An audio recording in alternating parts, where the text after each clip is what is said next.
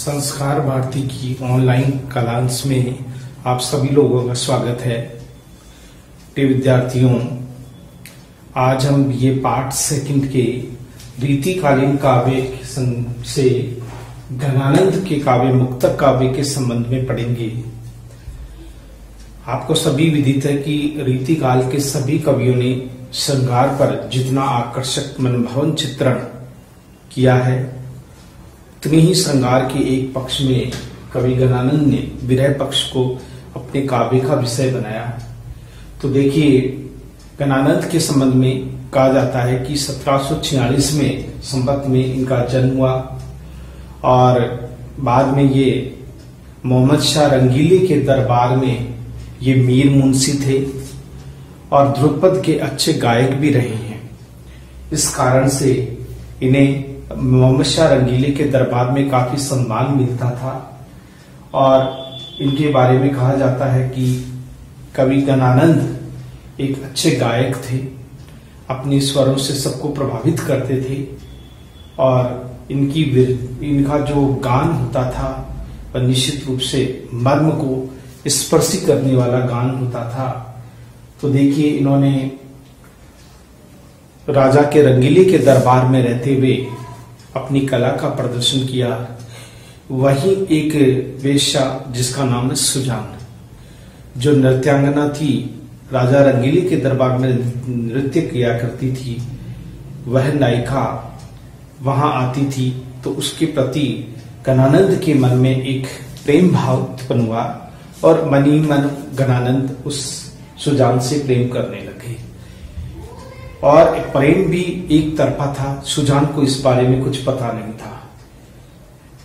किंतु राजा रंगीले के दरबार में कुछ चापलूस लोग थे जो घनानंद से ईर्ष्या करते थे। एक दिन भरे दरबार में उन्होंने कहा कि घनानंद जी अच्छे गायक हैं, आज इन्हें कहिए कि कोई अच्छा ध्रुपद सुनाए। तो घनानंद ने उस समय साफ मना कर दिया, किंतु एक दरबार में उपस्थित व्यक्ति ने कहा कि ये सुजान की उपस्थिति में सुजान कहे तो शायद घनानंद कुछ सुना सकते हैं, ध्रुपद गायक। तो घनानंद को उम्मीद थी कि शायद सुजान उसे नहीं कहेगी गाने के लिए, किंतु राजा रंगीले के आग्रह करने पर सुजान ने घनानंद से कहा कि तुम कोई अच्छा ध्रुपद गायन हमें सुनाओ। ये सुनकर के घनानंद को बड़ी पीड़ा हुई, दुख हुआ और उसने वहां ध्रुपद वो सुनाया। तो सुनाते समय उसने राजा की तरफ पीठ हुई और मुख जो था वो सुजान की तरफ था। राजा ने इससे अपना अपमान माना और उसने वहां घनानंद को उस दरबार से बहिष्कृत कर दिया, यानी भगा दिया, क्योंकि पीठ करने का मतलब होता है राजा की अनदेखी करना। इसलिए राजा इस अपमान को सहन नहीं कर सका और घनानंद को सदैव के लिए उस दरबार से निकाल दिया गया। तो वो वहां दरबार से निकलकर वृंदावन पहुंचे। वृंदावन में कुछ समय तक वो रहे, किंतु नादिर शाह के एक आक्रमण ने और उनके जो आक्रमणकारी सैनिक थे उन्होंने घनानंद पर प्रहार किया, तलवारें चलाई, जिसे उनका काफी खून बहा और कहते हैं कि उन्होंने अपने ही खून से एक अंतिम कविता लिखी थी सुजान को समर्पित, जो उनकी एक एक खून का एक एक कतरा सुजान के उस प्रेम की गवाही देता था। किंतु प्रेम एक पक्षीय था, सुजान का घनानंद के प्रति उतना प्रेम नहीं था, किंतु इस एक पक्षीय प्रेम ने सुजान के प्रति जो प्रेम था उस प्रेम को ये बता दिया कि किस तरह से प्रेम की अनुभूति किस तरह से की जाती है। सुजान को वो याद करते थे, सदैव उनकी स्मृति में सुजान रहती थी। वही सुजान एक आध्यात्मिकता का प्रतीक बन गई, अर्थात कृष्ण भक्ति के रूप में परिवर्तित हो गई। प्रेम भक्ति की वह एक साकार प्रतिमा स्वयं घनानंद, अधिक खून बहने के कारण इनकी मृत्यु हो जाती है और इस तरह से एक महान हमारा जो कवि है उसका दुखद अंत होता है। किंतु उसकी जो रचनाएं हैं हिंदी साहित्य में आज भी विरह हृदय के अंदर एक प्रेम का भाव जगा देती है। इनकी रचनाएं हमारी मनोभावनाओं को प्रभावित झकझोर देती है। ये बड़े ही मार्मिक चितेरे थे। प्रेम की अनुभूति करने वाले एक ऐसे कवि थे जिन्होंने सुजान से सच्चा प्रेम किया था। चाहे सुजान ने उनकी अनदेखी की, उपेक्षा की, किंतु प्रेम प्रेम होता है। प्रेम में स्वार्थ नहीं होता है, प्रेम में केवल देना होता है, लेना कुछ भी नहीं होता है। तो घनानंद ने सदैव सुजान के प्रति अपने प्रेम में सब कुछ बलिदान कर दिया, अपना जीवन बलिदान कर दिया। ऐसी सुजान के प्रति आज भी उनकी कविताओं में हम पढ़ते हैं तो सुजान जो है नाम है वो कविताओं में बार बार आता है। सुजान वही है जो उनके प्रेम का आधार रही है, जो उनके काव्य का आधार रही है। वो कविता का मूल मंत्र बन गई थी घनानंद की। जहां कहीं भी वो कविताएं किया करते थे, उन कविताओं में सुजान की जो स्मृति है वो सदैव बनी रहती थी। कवि घनानंद ने उसी सुजान को आधार बनाकर अपने समस्त काव्यों की रचना की है। उनके काव्यों में हम नाम ले सकते हैं सुजान सागर, विरह लीला, रस केलीवली और इसके अतिरिक्त कृपानंद, घनानंद कवित्व, ये सभी इनकी रचनाओं के नाम हैं जो हमने बताए हैं। और इसके अलावा ये चैतन्य संप्रदाय में दीक्षित हुए थे। भगवान कृष्ण के प्रति इनके मन में अपार भक्ति रही है, अपार प्रेम रहा है। यानी लौकिक प्रेम को इन्होंने अंत में अलौकिक प्रेम के रूप में परिवर्तित कर दिया। वास्तव में ये प्रेम की एक सच्ची जीत है। घनानंद एक वास्तव में एक प्रेम की पीड़ा के कवि माने जाते हैं। प्रेम में जहां पीड़ा ना हो वो वास्तविक प्रेम भी नहीं हो सकता। प्रेम में तड़पन होती है, उसके प्रति आकर्षण होता है, प्रेम में जलना होता है, प्रेम में तड़पना होता है। प्रेम के लिए ही अपना संपूर्ण जीवन समर्पित कर देना ही एक प्रेमी का कर्तव्य है। इसलिए कवि घनानंद ने भी अपने उस सुजान के प्रति अपना संपूर्ण जीवन होम कर दिया। आज भी हम जब घनानंद की रचनाओं को, मुक्तक रचनाओं को पढ़ते हैं तो उन मुक्तक रचनाओं में वही सुजान की वही छवि जो कृष्ण रूप में परिवर्तित हो गई है, आध्यात्म रूप में, भक्ति के रूप में परिवर्तित हो गई है, किंतु वही सुजान, किंतु करते वो उपासना भक्ति कृष्ण की, लेकिन वहां संकेत केवल सुजान की तरफ होता है। जो हम पद्यांश पढ़ेंगे उन पद्यांशों में भी कवि घनानंद ने उसी विरही प्रियतमा सुजान के प्रति अपने मनोस्थिति को, अपने मनोभावों को शब्दों का आकार देते हुए हमारे सामने पद्यांशों को प्रकट किया है। आइए हम इन पद्यांशों को पढ़ते हैं कि कवि घनानंद की हृदय अभिव्यक्ति क्या है, क्या वो सुजान के प्रति किस तरह की भाव रखते हैं, उसी भाव को यहाँ पर प्रकट किया है शब्द नायक के रूप में। देखिए, छवि को सदन मोद मंडित बदन, चंद त्रसित चकनी लाल कब्धो दिखायो। यहाँ पर विरहणी नायिका है, एक विरहणी नायिका अपने प्रियतम से कहती है। यहाँ पर स्वयं ही विरहणी नायिका बन करके उसकी अभिव्यक्ति कर रही है पीड़ा की। प्रियतम के बिना किस तरह की पीड़ा की अनुभूति होती है।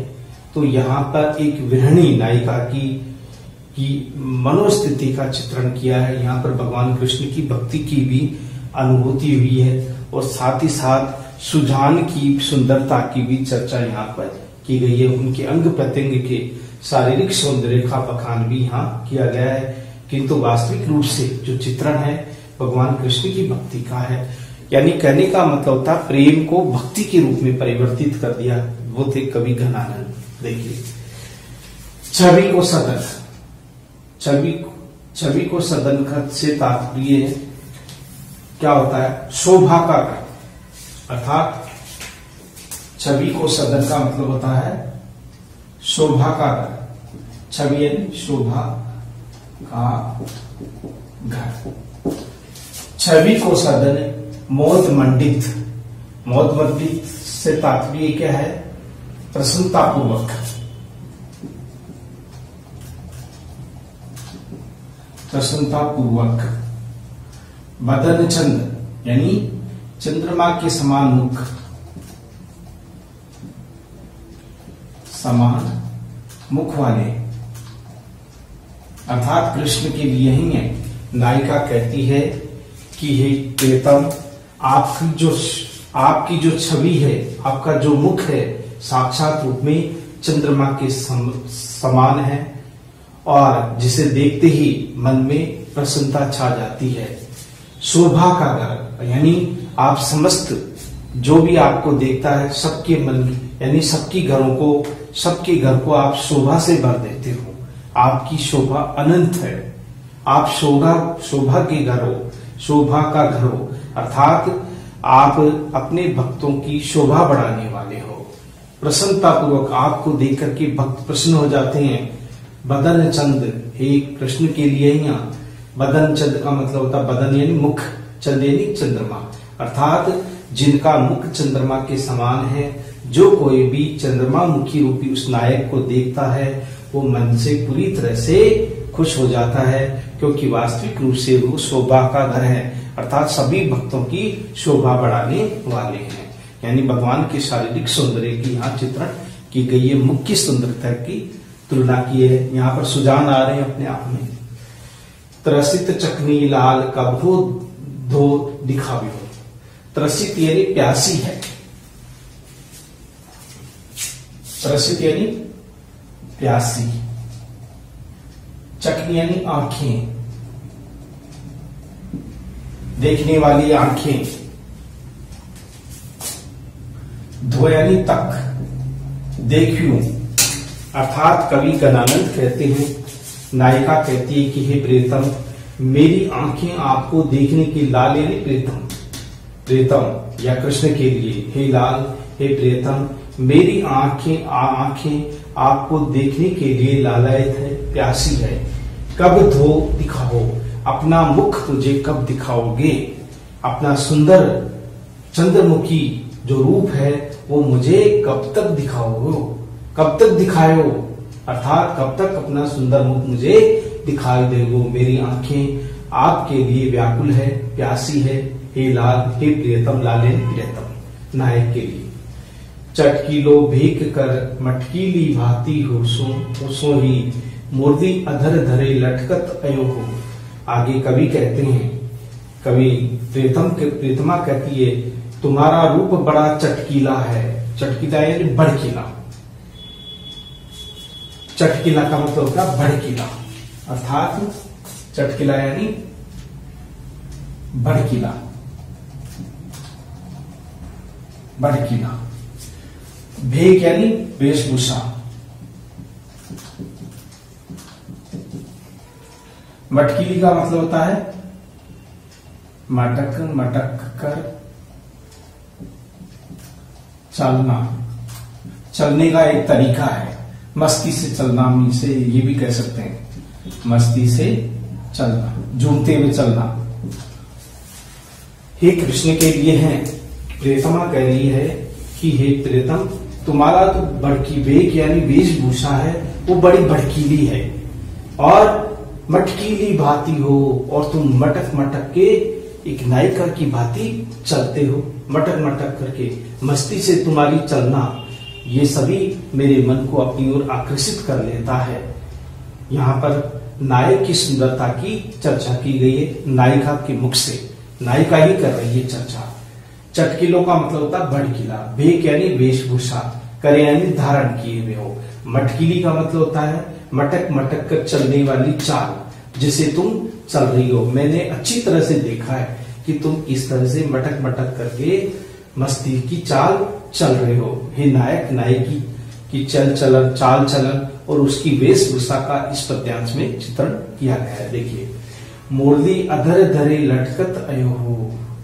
हे कृष्ण, आप अपनी मुरली को अपने होठों पर धारण करते हो। अधर का मतलब होता है होठ, होठों के ऊपर धारण करते हो, धर यानी रखना। आप कृष्ण के लिए है कि हे प्रीतम, हे कृष्ण, आप अपने मुख पर सदैव मुरली को धारण करे रहते हो। लटकत अयो हो, जो बाल है, सुंदर जो बाल है, घुंघरालू बाल है, वे सदैव लटकते रहते हैं, इटलाते। लटकत का मतलब होता है इटलाते हुए चलते हो। होठों पर सदैव मुरली को धारण करते हो। लटकत का मतलब होता है इटलाते हुए, इटलाते हुए चलते हो। सुंदर तुम्हारी नाक नक्श है, रूप है, बाल नहीं है। अयो यानी ऐसा ही है, यानी मटक मटक कर चलना, चटक चलना, ये तुम्हारी आदत में है। इठला करके तुम चलते हो। अब देखिए, लोचन ढुराए कुछ मृदु मुस्काए ने का मतलब होता प्रेम। एक हे प्रियतम, तुमने मधुर मुस्कान से, मधुर मृदु का मतलब होता मधुर, मृदु यानी मधुर, मुस्कान, डुराए यानी गिराना। लोचन गिराए, डुराए, डुराए का मतलब होता है इधर उधर भटकते हुए। डुराए का मतलब होता है इधर उधर मटकते हुए, इसे कहते हैं डुराए। डुराए का मतलब होता है इधर उधर मटकते हुए। लोचन यानी नेत्र, तुम्हारे तुम क्या करते हो, इधर उधर अपनी नाक, अपनी जो आंखें हैं उनको मटकाते हो, इधर उधर मटकाते हुए।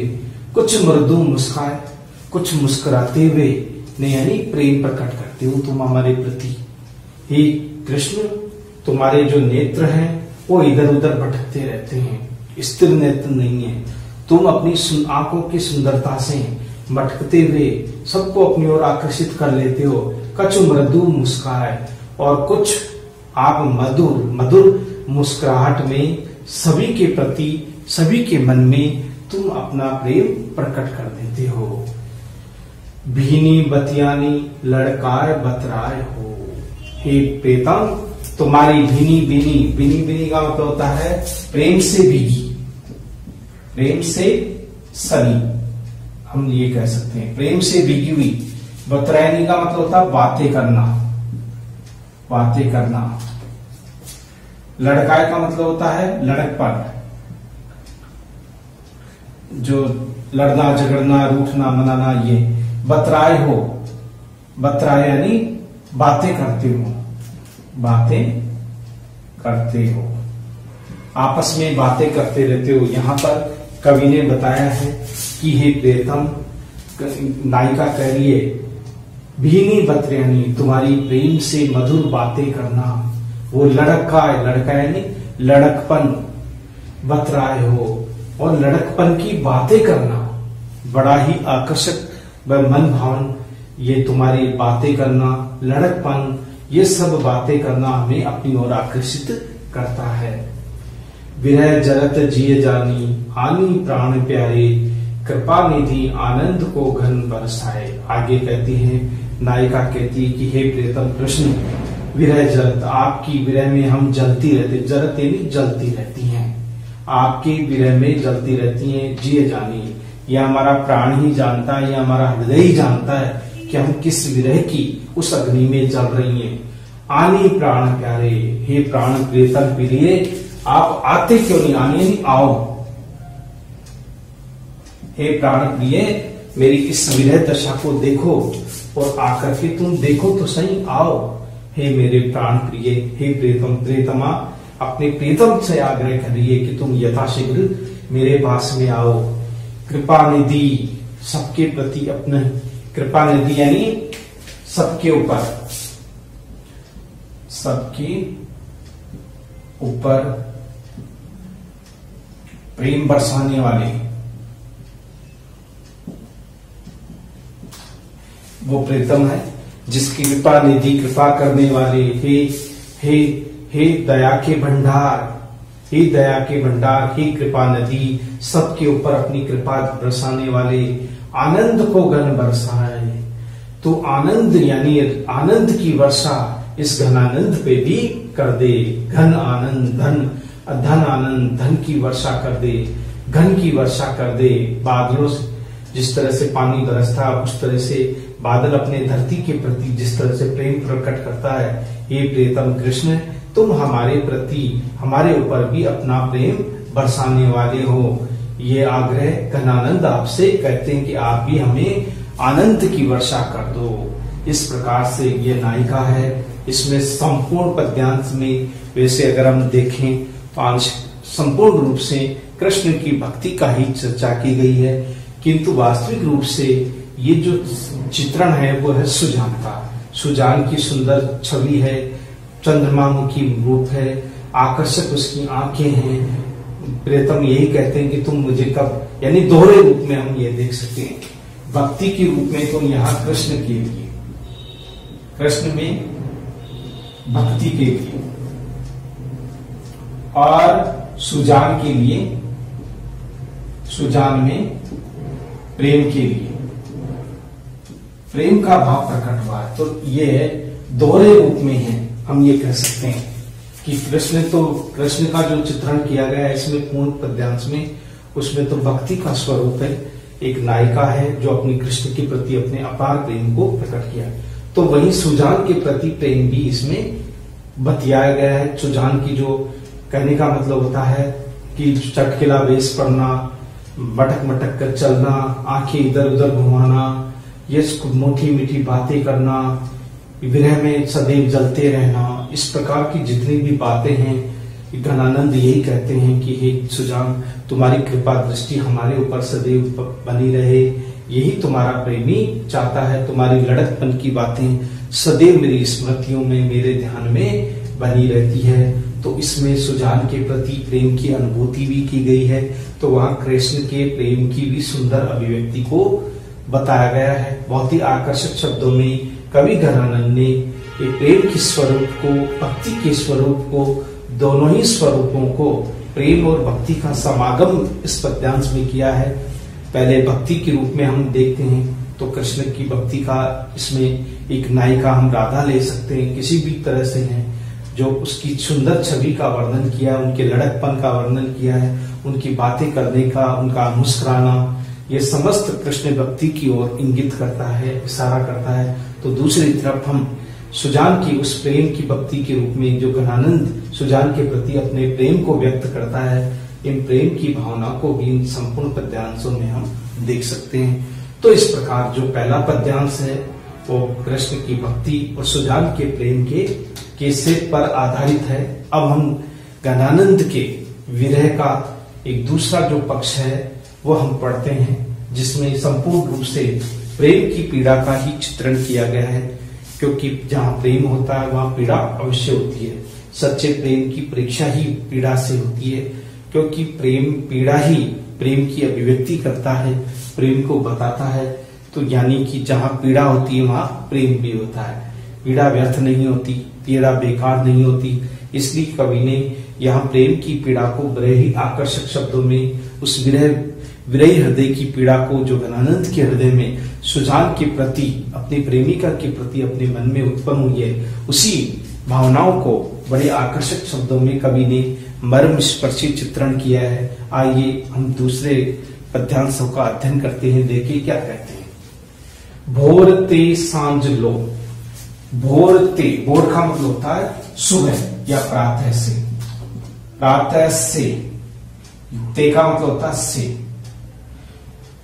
सांझ यानी शाम तक, लो यानी तक, कानन यानी वन, और यानी तरफ, नियारित यानी देखती है, बावल यानी पागल,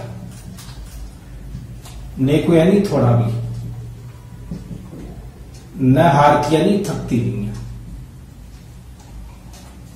अर्थात इन पद्यांशों में बताया गया है कि नायिका के प्रति एक नायक ही नायिका की पीड़ा को बता रहा है। देखिए क्या कहते हैं घनानंद, भोरते यानी प्रातः काल से सांझ लो यानी शाम तक नायिका है, अपने प्रियतम की प्रतीक्षा करती रहती है।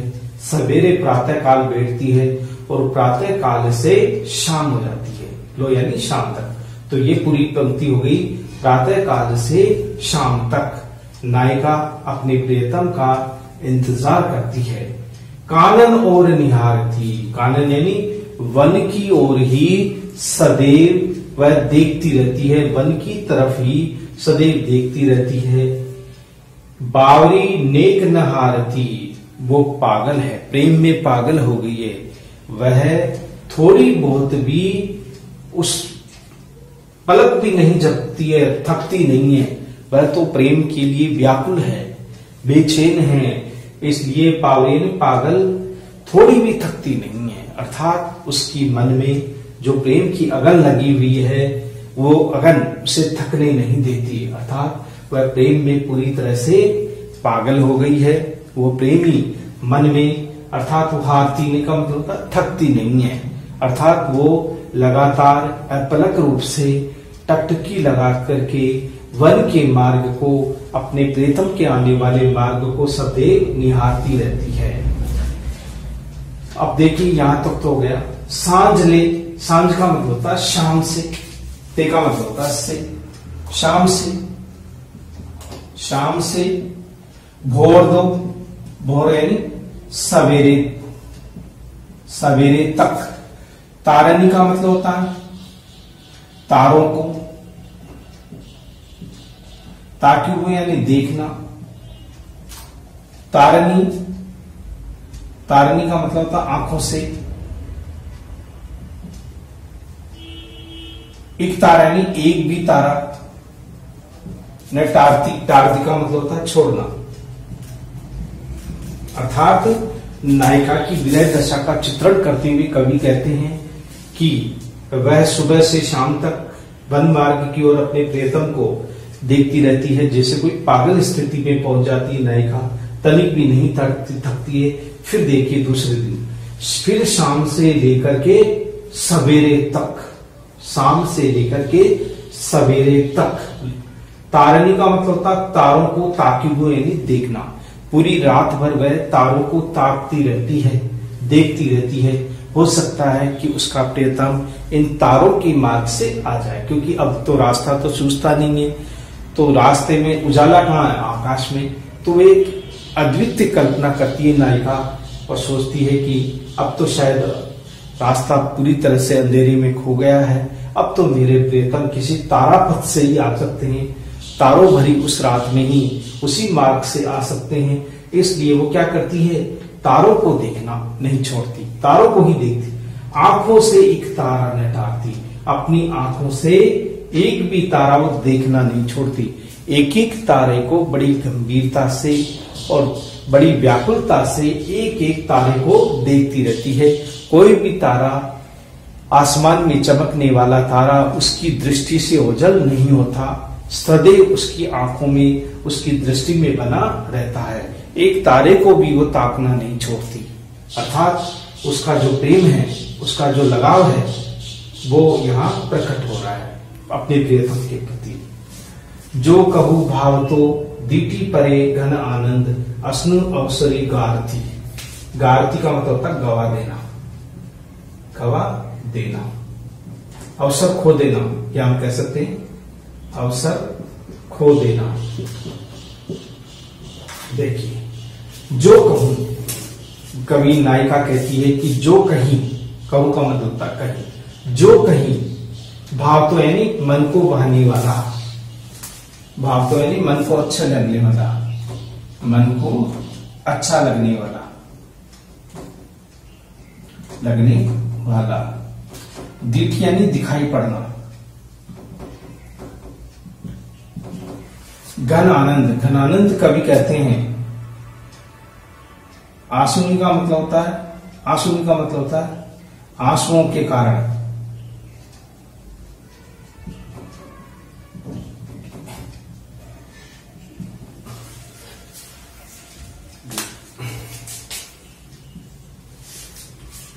तो जो कहूं भाव तो नायिका सोचती है कि जो कहीं मेरे मन को भाने वाले प्रियतम कहीं पर दिखाई पड़े, कहीं पर दिखाई पड़े।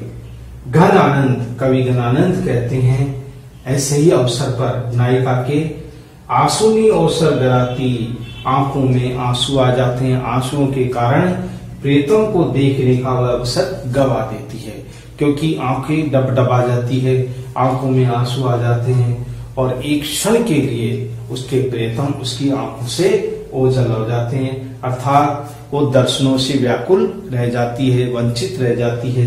वो प्रियतम को देखने का वह उचित अवसर भी खो देती है। इसका एक जो विरह की जो मार्मिक दशा है उसका बड़ा ही मनभावन चित्रण इस पद्यांश में किया है कवि घनानंद ने। अवसर का मतलब होता अवसर, मौका, अवसर या मौका। गारती का मतलब होता है छोड़ देना या गवा देना, अर्थात वो उस प्रेतम को देखने के, सुंदर प्रेतम को देखने के अवसर को गवा देती है, खो देती है। अब देखिए, मोहन सोहन जोहिन जो दिन की लगियो रहे आखिन की उड़ आरती। कवि कहते हैं कि जो कहीं भी, मोहन का मतलब होता है मन को मोहित करने वाला, मन को मोहित करने वाला, उसे कहते हैं वाला। सोहन का मतलब होता है सुहाना, अच्छा लगने वाला, सुहाने वाला।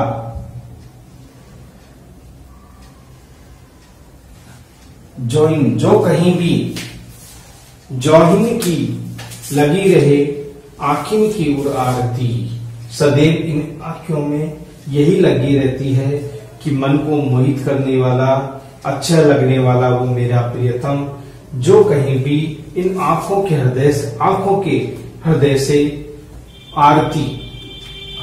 आरती का मतलब होता है कहीं भी, यानी कि करने का मतलब होता है धारण करना, कि मैं उसे पूरी तरह से, उन्हें पूरी तरह से मैं, यानी कि कहने का मतलब यह है कि यहां पर ये मोहन यानी मन को मोहित करने वाला, सोहन का मतलब होता है सुहाने वाला। जो दिन यानी जो कहीं अवसर मिले, रहे आंखिन की उड़ आरती, सदैव आंखों में बसने वाले, आंखों में रहने वाले, आंखों के हृदय में बसने वाले हे प्रियतम तुम सदैव मेरे हृदय में बसो। ये नायिका सदैव चाहती है तुम्हारे ही प्रेम और भक्ति के रूप में मेरा मन ये व्याकुल रहता है। तुम अवश्य ही मुझे ये अवसर प्रदान करोगे। तो इस संपूर्ण पद्यांश में विरहिणी नायिका का चित्रण है, विरहिणी नायिका का चित्रण। तो विरहिणी नायिका जो जिस दशा का वो चित्रण करती है उसी दशा का चित्रण किया गया।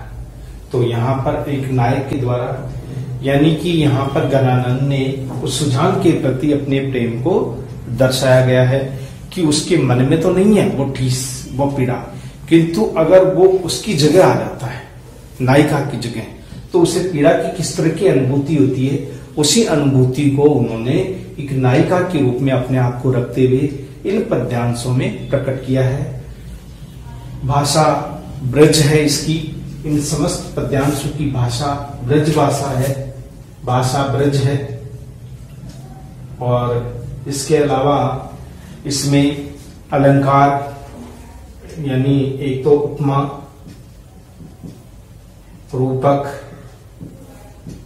रूपक, मानवीकरण और यमक, इन समस्त अलंकारों का प्रयोग, तारणी ताकीबो जैसे शब्द है, अनुप्रास अलंकार का भी प्रयोग देखने को मिलता है। इस प्रकार से यह अनुप्रास अलंकार भी है। और साथ ही ध्रुपद गायक के गायक महान कवि घनानंद, उसी घनानंद की प्रेम और विरह वेदना को इन दोनों पद्यांशों में कवि घनानंद ने बड़े आकर्षक शब्दों में प्रस्तुत किया है। भाषा सरल है, सुबोध है, आकर्षक है, मन को भाने वाली है, सदैव मन को आकर्षित करने वाली है। कवि घनानंद ने इसी प्रेम की अनुभूति इन दो पद्यांशों में की है। वास्तव में घनानंद का जो विरही प्रेम है सुजान के प्रति कितना उत्साहित है, कितना उसके मन में प्रेम और पीड़ा का दर्द समाया हुआ है, जिसे शब्दों में व्यक्त करना लगभग हमारे लिए असंभव है। राजा रंगीले के दरबार से इसीलिए उपेक्षित हो गई क्योंकि सुजान ने उनका साथ नहीं दिया। सुजान उनकी स्मृति पटल पर केवल एक याद बनकर रह गई और वही याद उनकी स्मृतियों में, इनकी कविताओं में आज भी वह सुजान दर्शित होती है, दिखाई देती है। और यही लौकिक सुजान का जो प्रेम है गणानंद के मन में, वह अंत में कृष्ण भक्ति अर्थात